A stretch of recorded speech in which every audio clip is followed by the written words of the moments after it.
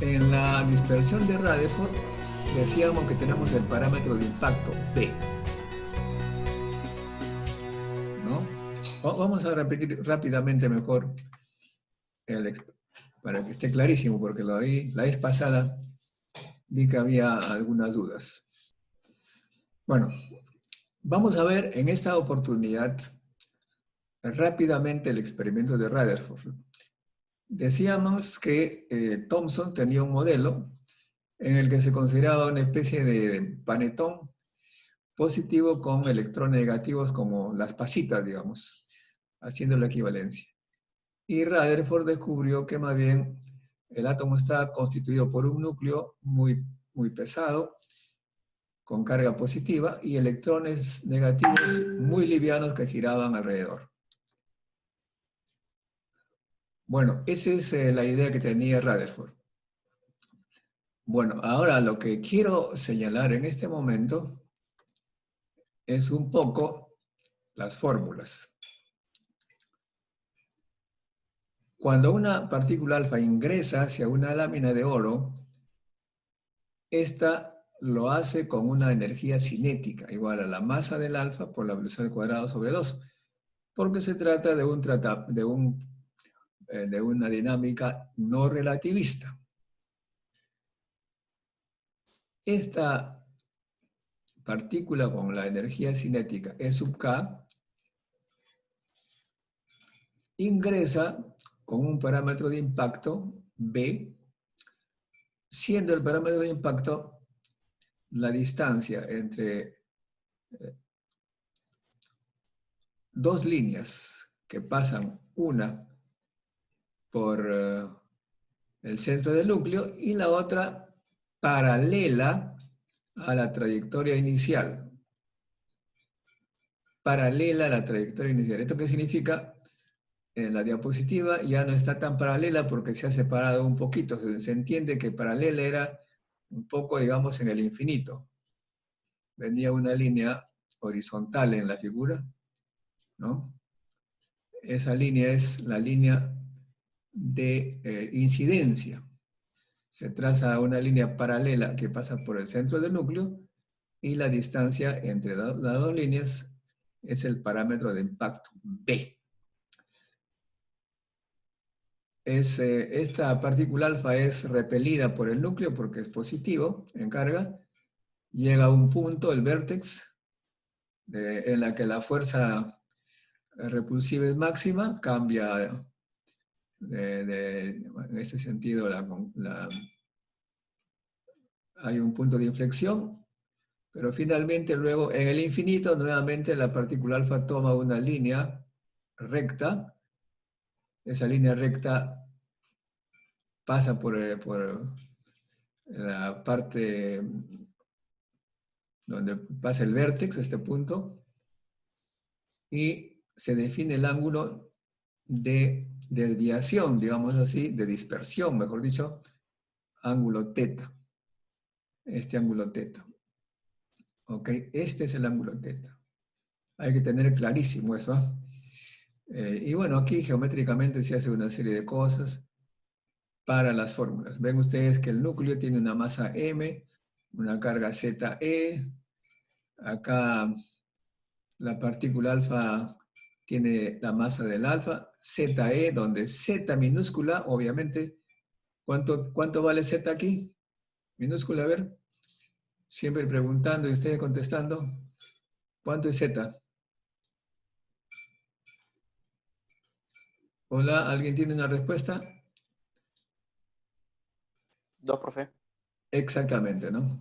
Porque la partícula alfa tiene dos cargas. ¿Quién respondió? ¿Cómo se llama? Javier Bayón, profe.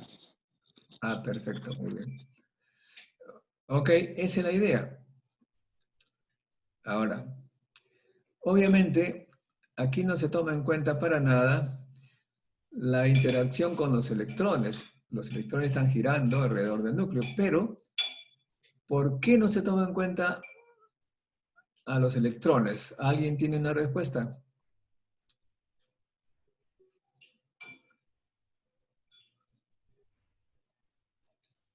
A ver, piensen.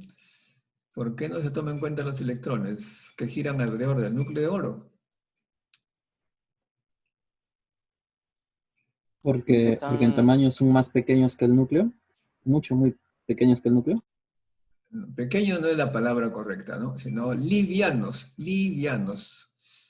O sea que la masa del electrón es la masa de la partícula alfa dividida entre 8.000, imagínense ustedes. Entre 8.000 es como comparar un gramo con 8 kilogramos. Por eso es que se supone que las partículas, los electrones, no influyen en la partícula alfa. Al contrario, seguramente varios electrones salieron de su sitio porque son muy livianos, muy livianos, ¿ok? Esa es la razón. Bien. Y acá tenemos las definiciones, ojo. La energía cinética de la partícula alfa es igual a 2 multiplicado por la carga del núcleo, que es ZEE, multiplicada por 2E, por eso es el producto de las dos cargas, sobre 4 pi epsilon 0, distancia alfa n, la distancia entre la partícula alfa y la n, son la distancia entre los centros. ¿De dónde viene esta fórmula? ¿Alguien tiene una idea de dónde viene esta fórmula? ¿Por qué se da esta fórmula? Bueno, esta viene de la ley de conservación, de la ley de conservación de la energía. Cuando la partícula está muy lejana, la energía total, ¿cuánto vale?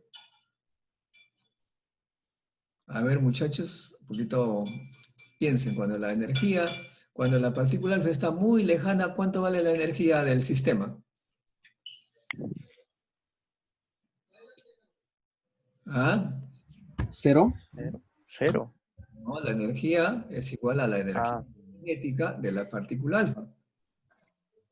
La partícula alfa tiene una energía cinética. La energía cinética del núcleo, cero, porque se supone en el blanco, está quieta, ¿no es cierto? ¿Ok?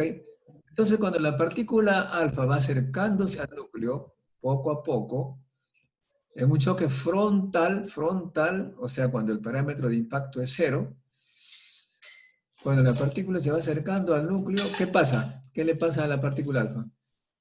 En un choque frontal. ¿Ah? En un Aumenta, choque frontal puede reflejarse, doctor. va disminuyendo su velocidad primero, porque la fuerza es repulsiva. Entonces, si se va acercando y el núcleo es muy pesado, la partícula va disminuyendo su velocidad. Y llega a una distancia en la que la energía total, es la energía coulombiana, la energía electrostática. Y en ese momento, cuando la partícula alfa es frenada totalmente, ya no hay energía cinética, la energía total es la energía coulombiana. ¿Y cuál es esa energía coulombiana? Ustedes saben muy bien, ¿no? La energía coulombiana es el producto de las cargas, o sea, 2E por ZE, dividida entre 4 pi epsilon sub 0 D. Esa es la energía coulombiana, potencial. O sea que la energía cinética de la partícula alfa, cuando están a una distancia infinita, será igual a la energía potencial de este sistema cuando la partícula alfa haya sido frenada y esté dispuesta ya a regresar de rebote. Por eso es que esta D es llamada distancia mínima. Acuérdense apagar sus micrófonos, solamente la abren cuando quieren decir algo y luego apagan ya. ¿Está claro eso? Me parece que sí, ¿no? Es una deducción que se les puede pedir también en alguna práctica, en algún examen, de modo que tienen que hacer esa deducción en su cuaderno, saber de dónde se deduce.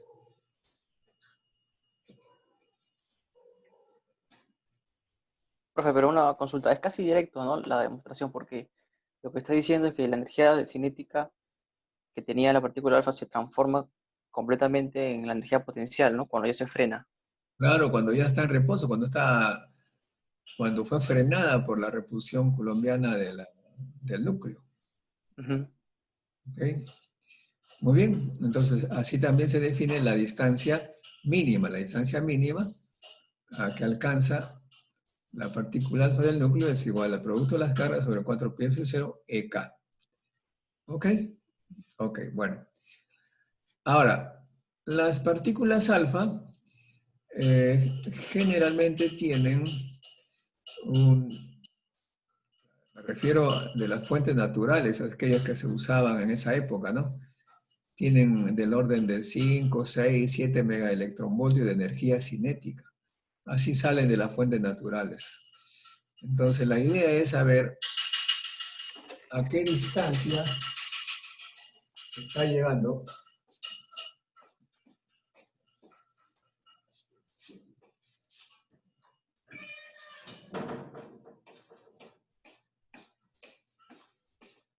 una partícula alfa, por ejemplo, de 6 megaelectronvoltios en un choque frontal con un núcleo de oro, ¿no? Eso también puede ser un problema que ustedes se les puede presentar en una práctica. Para ello tienen que aplicar esta fórmula. ¿Mm? Esa es la distancia mínima. ¿Ok? Muy bien.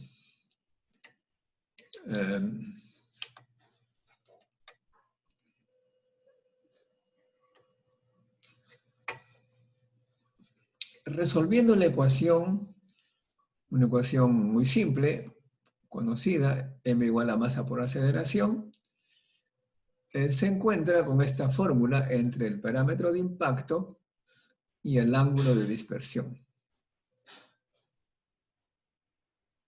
Esta fórmula. ¿Ok? Por ejemplo, ¿qué pasaría si el parámetro de impacto es 0? En este caso, si el parámetro de impacto es 0, ¿cuánto sería teta?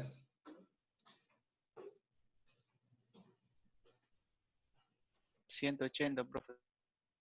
¿Por qué? Porque con cotangente de 180 entre 2, o sea, cotangente de 90, ¿cuánto es? Es coseno de 90, cotangente. Es uno, me parece. ¿Ah? Uno me parece que es. 1. Muy bien. Entonces, acá tienen que tener en cuenta que teta tiene que ser 180 cuando b es igual a 0. Pero a donde yo quería ir, por eso hago toda esta introducción, porque la vez pasada teníamos problemas con la sección eficaz. Cotangente 90 es 0, profe. ¿Ah? Sí, Cotangente 90 es 0. corrijo, es 0. Sí. Claro, cotangente no es de 0. Por eso el parámetro de impacto tiene que ser 0. Pero donde quería ir es a lo siguiente. Supongan ustedes que B es del... Esto lo dejo como práctica, por favor, para que ustedes en la segunda hora hagan sus esfuerzos. Supongan ustedes que B es igual a 10 Armstrongs. 10 Armstrongs.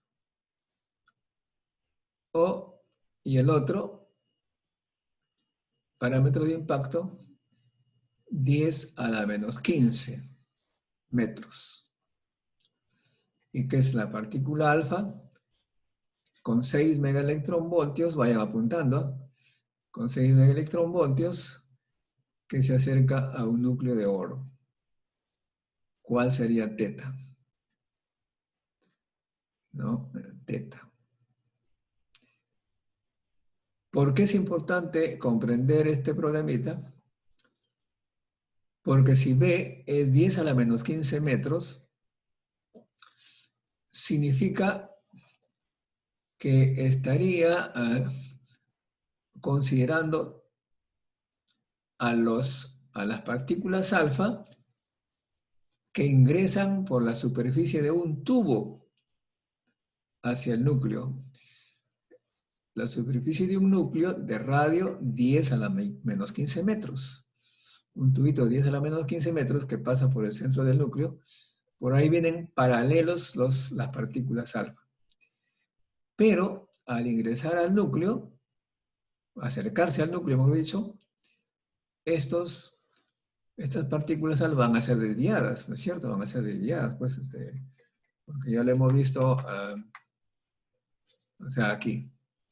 Si B es igual a 10 a la menos 15 metros, van a ser desviadas, y al final se trata de calcular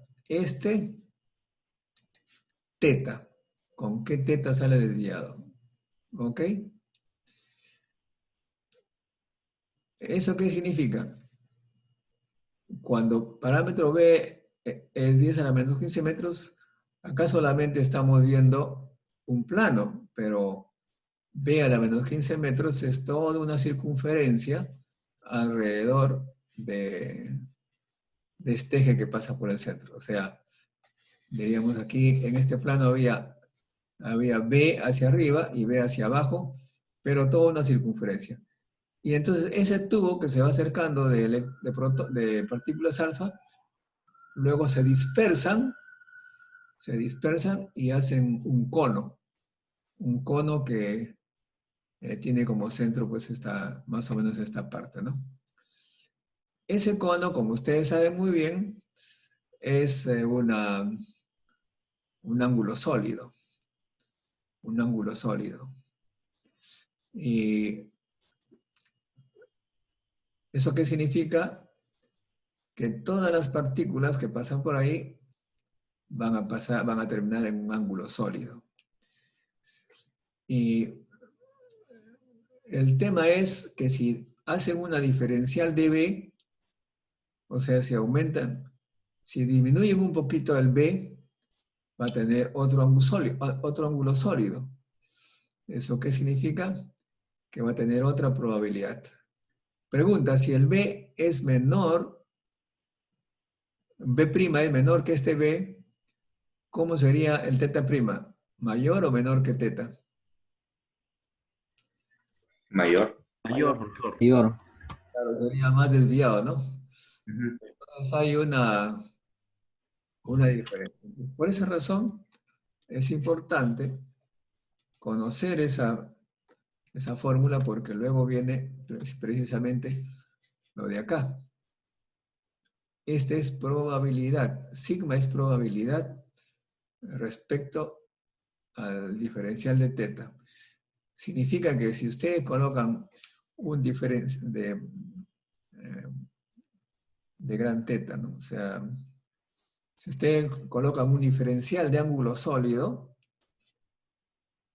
va a haber una probabilidad que pase por esa diferencial de ángulo sólido, que es esta. Y esa probabilidad va a depender de este ángulo teta y, por supuesto, de la distancia. Por ejemplo, vamos a ver. ¿Cuál es la probabilidad mayor aquí? ¿Para qué ángulo? ¿Para qué ángulo esta cantidad es mayor? Según ustedes. ¿Para qué ángulo diferencial de sigma respecto a omega es mayor? ¿Dónde está Para ángulos pequeños. Pero dime ángulo concreto, pues.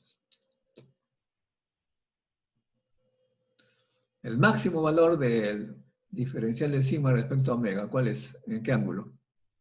0. 0, ¿no es cierto? O sea que la mayor probabilidad es que las partículas pasan de frente, ¿no? Esta es la probabilidad respecto a... Ahora, y si nosotros queremos ver en qué ángulo es el mínimo,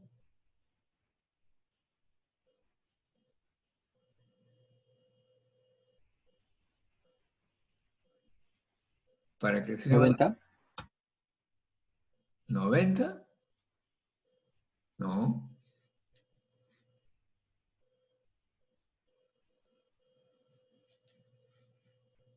No, no, no. A ver, 180. 180.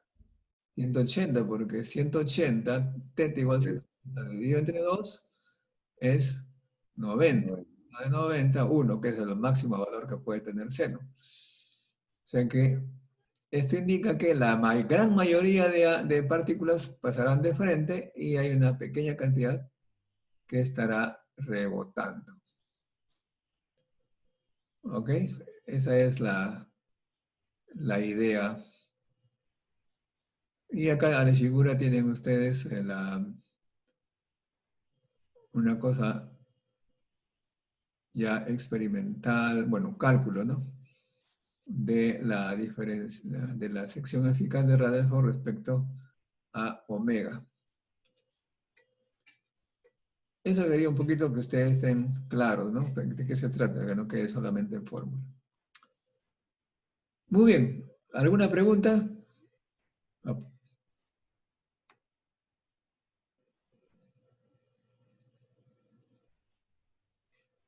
Miren, ustedes acá en esta figura se ha graficado teta a la menos 4, porque teta a la menos 4, cuando teta tiende a 0, el seno de teta es aproximadamente 0, ¿no? Ok, si no hay preguntas, pasamos entonces al modelo. Sí, profe, una consulta sobre la pregunta que tenemos que responder. Dijo que la energía, o sea, teníamos que llegar de una partícula de 6 MeV, ¿no? Dice ahí Mel. Alfa, A 10 Armstrong de distancia, ¿no? a 10 y a 10 a la menos 15 metros. Ya, y entonces para eso tenemos que hallar el D mayúscula, ¿no? Claro, Pero el D mayúscula creo que o sea, se define para el parámetro de impacto igual a 0, claro. pero usted no está diciendo que vayamos con 10 Armstrong de parámetro de impacto. No, No sé si me entiende. no, ya, bueno, sí he entendido, pero O me el, estoy confundiendo en algo. no, el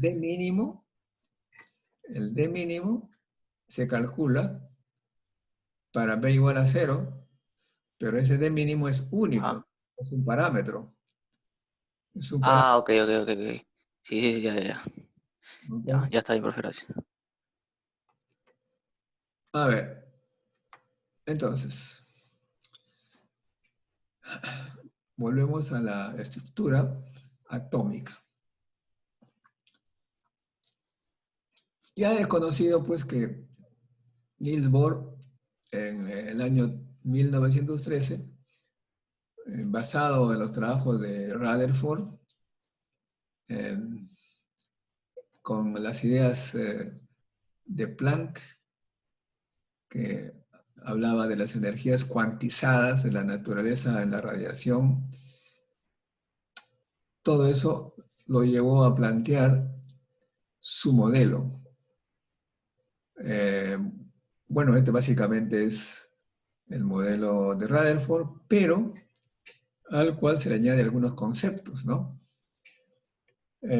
Postulados, como le llamo. En primer lugar, los electrones giran alrededor del núcleo de Rutherford en trayectorias bien definidas. Bueno, a esa época hablaba de trayectorias, ahora no es tanto así. Como sucede con los planetas alrededor del Sol. Primer postulado. El segundo postulado, mientras que están orbitando, los electrones no pierden energía a pesar de estar constantemente acelerados. Esto es vital, ¿eh? Porque es una ruptura con los conceptos que se sabían, con la experiencia, porque toda partícula cargada acelerada emite radiación. En eso se basa el principio de las antenas. Las antenas de radio, de televisión o lo que fuera, para emitir sus ondas electromagnéticas, tienen que acelerarse electrones, ¿no? Se aceleran de acuerdo a la señal que se quiere enviar. Y entonces, por estar aceleradas estas partículas, emiten energía, radiación. Entonces, para que el átomo no colapse, para que el electrón no irradie y poco a poco vaya perdiendo su radio, su distancia al núcleo, tiene que tener un postulado según el cual, obviamente, el electrón no pierde energía. Es una cosa obvia. El postulado 3 que planteó es que también el momento angular es cuantizado. O sea que tiene valores discretos, no puede tener cualquier valor. Tiene valores discretos bien definidos. El postulado 4, que el átomo emite radiación solamente cuando el electrón hace una transición de una órbita a otra. Ahí está, eso es. Y por supuesto, en el postulado 1 se considera que la fuerza que hace girar al electrón alrededor del núcleo es la fuerza coulombiana, ¿no? Esta fuerza igual a 1 sobre 4 pi epsilon sub 0, ZE, que es la carga del núcleo, por E, que es la carga del electrón, dividida por el radio de la órbita del electrón. Esta es la fuerza coulombiana. Y claro, esa fuerza coulombiana tendrá que ser a la llamada igual a la fuerza centrípeta. Y como sabemos, la fuerza centrípeta es igual a la masa por la velocidad al cuadrado sobre el radio de la órbita del electrón. Bueno, el otro postulado, que ya lo dijimos, estaba en contradicción con las leyes que se conocían hasta esa época, sobre todo la ley de Lamour. ¿Qué decía Lamour? En cualquier momento que una carga es acelerada o desacelerada, parte de su energía es emitida en forma de fotón, Bremsstrahlung. Bremsstrahlung quiere decir radiación de frenado. El postulado 3, pues aquí nos señala que el momento angular, que es igual a la masa del electrón por la velocidad por la órbita, por el radio de la órbita, es cuantizado. ¿Y cómo se cuantiza? Que es un número entero del número reducido de Planck, ¿no? Una constante física. La constante de Planck dividido entre 2pi. Claro, en ese caso, el mínimo valor del momento angular tiene que ser h, ¿no? Y cualquier órbita electrónica corresponderá a un múltiplo de h barra. Es el postulado 3. Y el postulado 4 se señala que cuando hay un cambio de nivel de los electrones, de un nivel inicial a uno final, se emite una radiación que será igual a la energía de la órbita inicial menos la energía correspondiente a la órbita final. Claro, en este caso se entiende que la energía inicial es mayor que la final para emitir energías. Pregunta, ¿cuáles tienen más energía, los electrones externos o los electrones internos? Los electrones internos. Los electrones internos.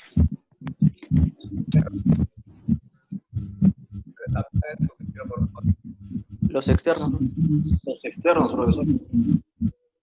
Sí, sí, muchas gracias. Muchas gracias.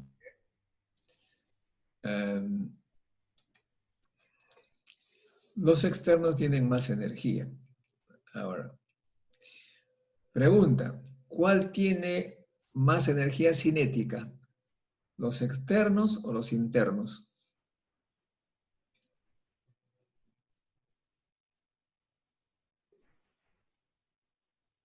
Los internos.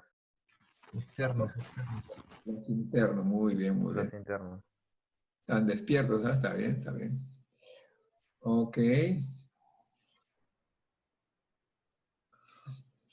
Pregunta. ¿Estos valores de energía son positivos o negativos?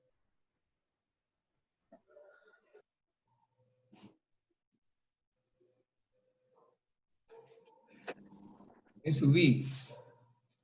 ¿Positivo o negativo? Positivos.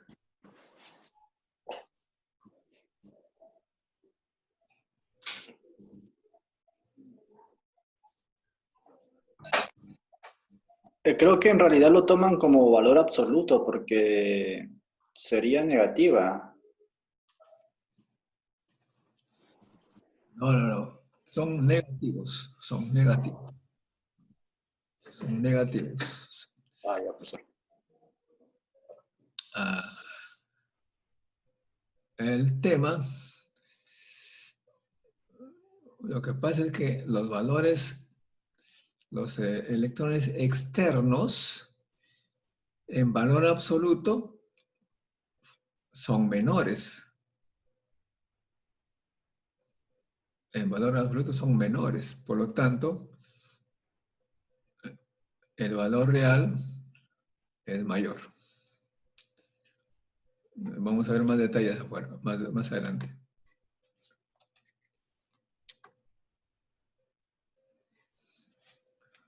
Bueno, y acá tenemos el radio de Bohr, famoso. Este radio de Bohr está definido como una constante a sub 0, que es 0.53 Armstrong, por n cuadrado sobre z, donde n sería el nivel, un nivel.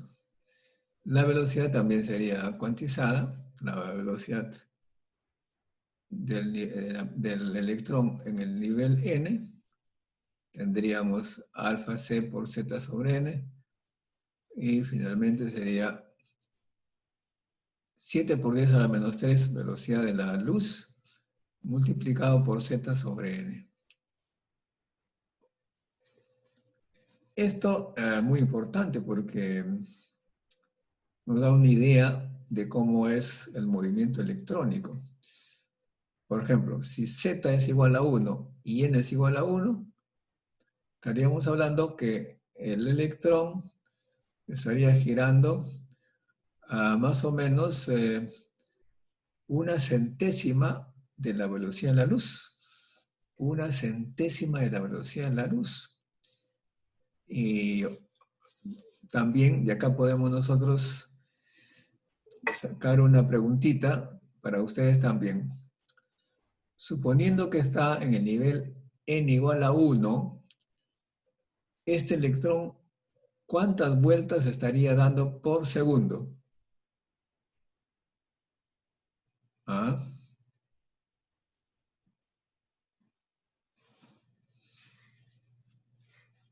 Bueno, eso también otro problemita que lo estoy dejando para la práctica, que lo van a hacer de poquito. ¿Ah? En esta figura, en el átomo de Bohr, si n es igual a 1, aplicando estas fórmulas, ¿cuántas vueltas estaría dando el electrón por segundo? ¿Mm? Fácil, ya que tenemos R sub n, V sub n, ya ustedes imaginan. Y acá tenemos justamente las energías, los valores de energía, ¿no? Vemos que en el caso del electrón, del hidrógeno, Z igual a 1, N igual a 1 es menos 13.6 electronvoltios. Es el nivel 1. Como ven ustedes, es negativo. Los valores de energía de los electrones en los átomos son valores negativos. Y cuando se emite una luz, una radiación por cambio de nivel, esta tendrá un número de onda K igual a R sub infinito, Z cuadrado 1 menos N final menos 1 sobre N inicial. ¿Por qué? Porque acá, como vemos, como la energía negativa, se invierte aquí los valores de inicial y final. La energía inicial menos la energía final. ¿Por qué? Porque los valores son negativos. Dicho de paso, todo sistema ligado, como es un átomo, pues todo sistema ligado tiene energía negativa, ¿no? Eso es muy importante que se sepa. Igual ocurre con el núcleo. Y acá se ve más claro, miren ustedes, acá tenemos en este diagrama los niveles del átomo de hidrógeno. El N igual a 1 está en menos 13.6 electronvoltios y según este diagrama hay varios niveles. N es igual a 2, N igual a 3, N igual a 4, N igual a 5. Notan ustedes que todos los valores son negativos, pero obviamente si nosotros tenemos acá N igual a 5, es menos 0.54, que obviamente es mayor que menos 13.6 electronvoltios. De modo que puede haber acá transiciones. Y acá se define la energía del nivel N, del electrón en el nivel N, es igual a menos E sub R, que es la energía de Rydberg, multiplicado por Z sobre N al cuadrado, donde E sub R es 13.6, menos 13.6 electronvoltios.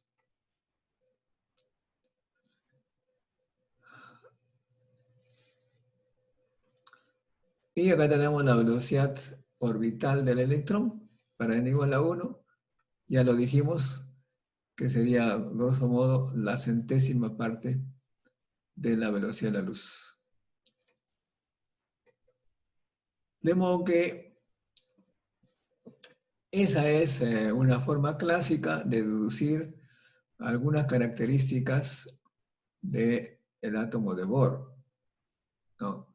Pero claro, obviamente es un tratamiento totalmente clásico.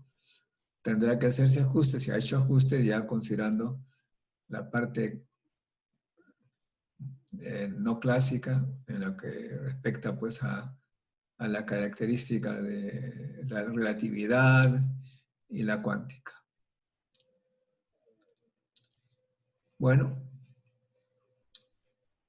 hasta acá tanto Rutherford como Bohr usaron la mecánica clásica, ¿no? La mecánica clásica que obligó a Bohr a hacer postulados.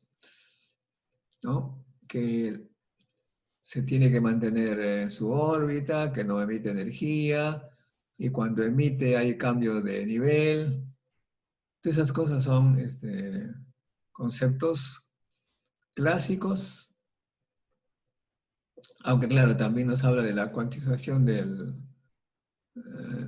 momento angular, ¿no? Pero más o menos como postulados. Más tarde habría ecuaciones complejas, entre las cuales está la ecuación de Schrödinger, que ya forma parte de toda una teoría.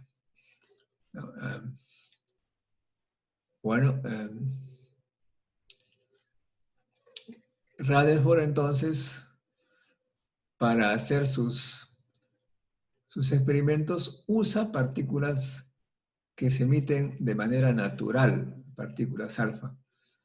En esa época se tenía acceso solamente a fuentes naturales de partículas alfa. Hoy en día se tiene aceleradores que hacen que las partículas alfa tengan mucho más megaelectronvoltios que las naturales. Como decía, las naturales tienen 5, 6, 7 megaelectronvoltios. En los aceleradores se puede llegar pues, a 20, 30, 40 y lo que quieran de energía. Bueno, no, esos los límites son tecnológicos. De modo que hasta allí no había tanto problema tratar los temas de manera clásica, con la dinámica clásica, no relativista.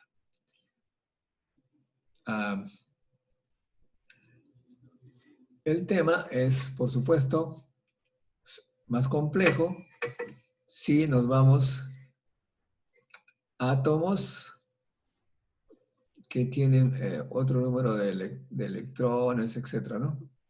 Acá tenemos, por ejemplo, en general, este sistema también del hidrógeno, que tenemos 3 niveles, 1, 2, 3 y 4, ¿no? Y sabemos que hay niveles excitados, hay un nivel fundamental. Generalmente en el hidrógeno se dice que el electrón está en su estado fundamental, ¿no es cierto? Menos 13.6. Allí está. Por eso hablamos de la energía de ionización. Decía también que las energías de los electrones en los átomos son negativas.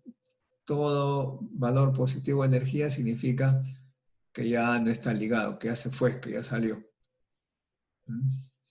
O sea que si nosotros consideramos el nivel fundamental estable, n igual a 1, todos los demás estados se llaman excitados, y si es que de esos niveles excitados bajan al nivel fundamental, pues se va a emitir radiación electromagnética con una longitud de onda, 1 sobre lambda igual a la constante R por z cuadrado menos 1 sobre n cuadrado al final, menos 1 sobre n inicial cuadrado. Este 1 sobre lambda se llama también número de onda,